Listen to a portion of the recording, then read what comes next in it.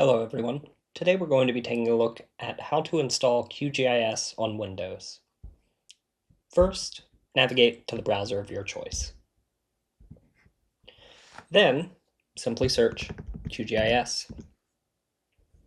You should see the QGIS.org page and a download page. Now, the QGIS.org is a nonprofit organization, so they will ask you for a donation. Feel free to donate if you find this project useful, but you can just skip it and go to download. Now, it should recognize your operating system and be able to suggest an installer for you. I suggest using the standalone installer because after you've downloaded this, you can transfer it to something like a USB drive and install it on other computers as a complete program without any network connectivity. Let's install the long-term version. This is the long-term stable release.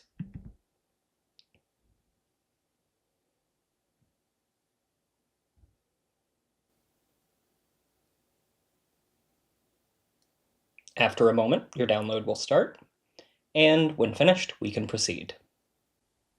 Now, with your download finished, you can go to your Downloads Manager and open the QGIS OSGeo 4W your version number.msi.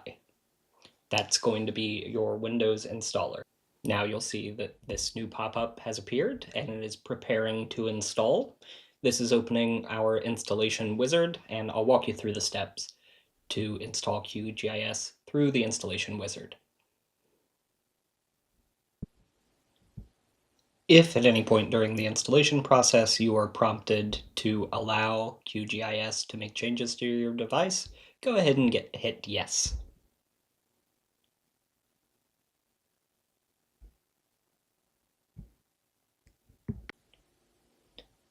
Now that our setup is complete, we can hit finish and navigate our way to the desktop shortcut, which we helpfully made. And it should be this right here, QGIS desktop, and then the version number that you've downloaded. You can ignore the rest of these for now. Go ahead and click to open that.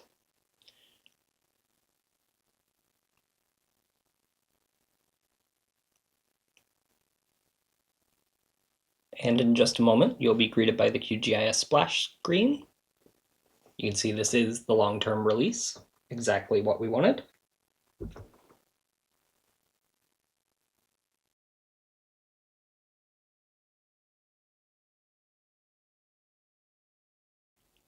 Now that we have QGIS open, we can scroll down to XYZ tiles and see the OpenStreetMap tiles over here on the left in your browser tab.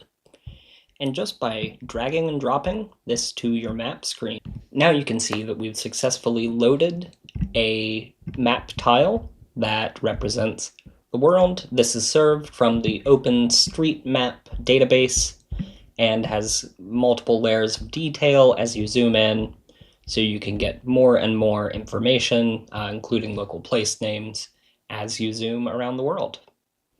And with that, we've successfully installed QGIS, opened it, and confirmed that it's working.